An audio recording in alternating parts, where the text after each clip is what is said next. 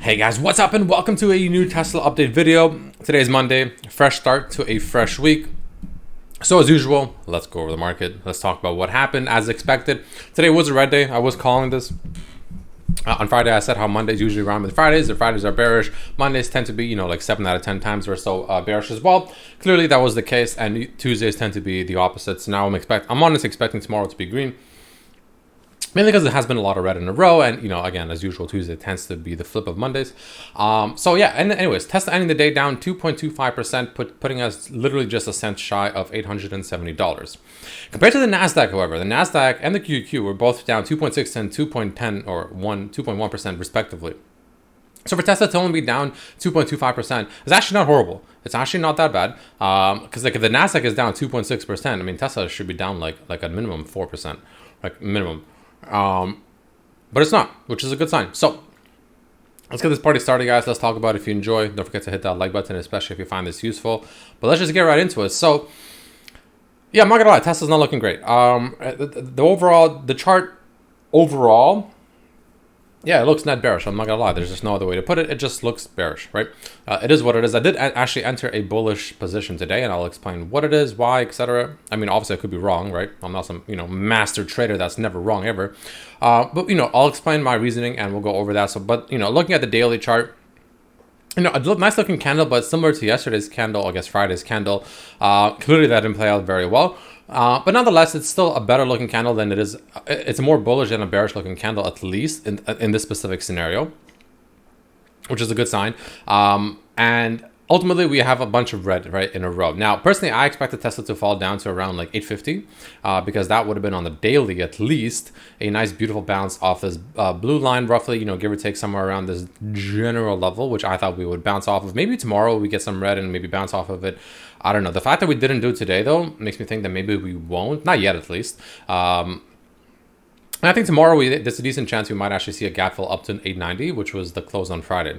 I actually wouldn't be too surprised about that. But ultimately, looking at the chart, right, let's take a very quick look at the major indicators that we want to care about. Barely bounced off the 21 EMA, which is good. We're back at the white line of the Bollinger Band, so I personally expect some ultimate, kind of sideways trading around the Bollinger Band. So essentially, pretty much around this 860-ish zone up to 900. Anywhere between 860, maybe 850, let's just say that 850 to 900 is the zone I expect us to kind of go sideways in right now. That's kind of what I'm expecting. I expect some, pretty much to magnetize towards the white line of the Bollinger Band for at least a couple days. Tomorrow, Wednesday, things like that. And then the split, of course, happens as the market closes on Wednesday, and Thursday is the new day after the split. So that'll be interesting. Hopefully the chart updates and doesn't kind of look wonky, because sometimes it does and takes a day or two to update.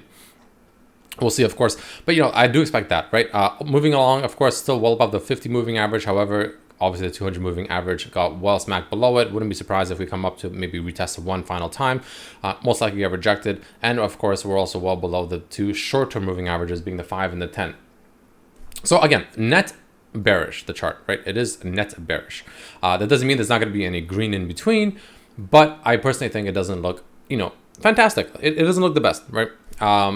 The RSI, you can see, is just plummeting straight down, making lower lows, even though the stock, again, over here where this was happening, it's pretty much trading around the same level that these levels were trading at, arguably higher, actually, because this point right here that it was lower at, right here, when Tesla was at 840, you can see the RSI was sitting around maybe 56, 57. We're pretty much the low of today was 860, and now we ended the day at 870. Our side is well below that. So, that's a bearish sign. It's a bearish divergence happening on any pretty much time frame that you look at. That's a slightly longer time frame. So pretty much I think starting at the 30-minute, even the 30-minute is not looking as bad, but pretty much the 1 hour and further, it's just looking, bearish and bearish and bearish, right? You're just getting, a lot of bearish RSI divergences, which isn't great. So that's something to consider, right? That to me tells me that the overall trend now is looking to be down, right? Again, that doesn't mean that we won't get some green bounces in between. Like, for instance, tomorrow I expect to be, I think will be a green day. Again, you never know for sure. But I wouldn't be surprised if it's green or at least sideways. Not really red like today is, for the market, right? So that is something to consider. And on top of that, if you go to the shorter time frame, however, right, this kind of indicates this a bit more. This shorter time frame, 15-minute, maybe even 30, but anywhere between 5 to 30 minutes, to me, indicates the next couple days. Maybe, maybe the next day, maybe the next 2, maybe even 3 sometimes, right? That indicates the short-term movement. movement. And in this case, the short-term movement on like the 15-minute chart actually is showing us a beautiful bullish divergence, because you can see as the stock came all the way down on the RSI over here to around 17, we were trading somewhere around 880. Obviously, we fell well below that to 860, but the RSI, you can see, did not go lower. It actually went to like 20 to 21, right? That's a bullish divergence. So to me, that's showing me that, there is some short-term, strength being shown, and we might get some short-term momentum to the upside. Again, at the very least, maybe this gap fill at 890. Wouldn't be surprised to maybe even visit 900 once again, probably get smacked back down just by the 900 psychological level and the 200 moving average. Wouldn't be surprised whatsoever to get smacked down by that once again. And that's kind of what I'm seeing at the very moment, ladies and gentlemen, right? That's pretty much my current major analysis, if you will. Now, I did enter a bullish position, like I said, so I'll quickly discuss that. Pretty much what I did was I entered one sold put for, of course, this Friday. And I ended up selling, I think it was an 835 put right when we were trading around 865, I think it was. Yeah, around 865 when Tesla was trading around there, something like that.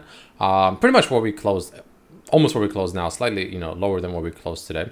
I sold an 835 put for this Friday, pretty much saying that I don't think Tesla will go below 835, and if it does, my break even is 825. So pretty much anything under 825 by this Friday, I lose money on. Anything above that, I'm up money on, right? That's kind of how you want to think about that.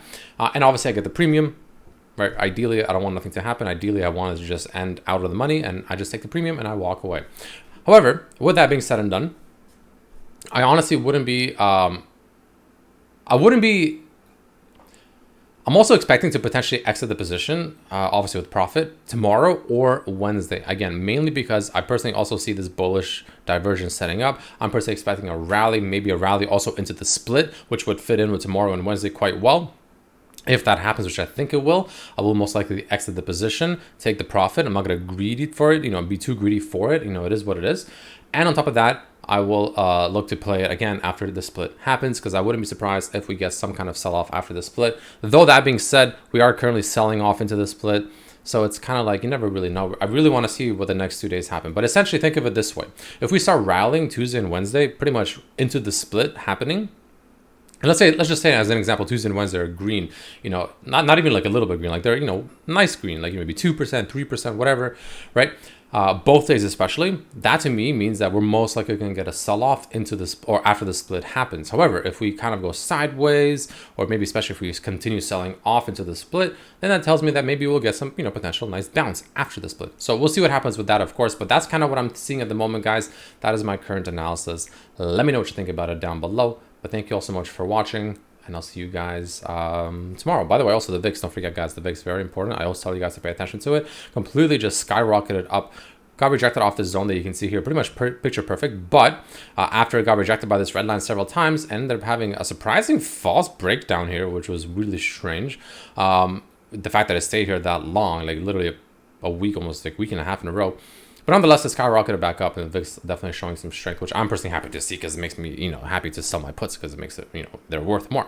Anyways, that's what I'm seeing. Let me know what you guys think down below, and I'll see you guys tomorrow. Peace.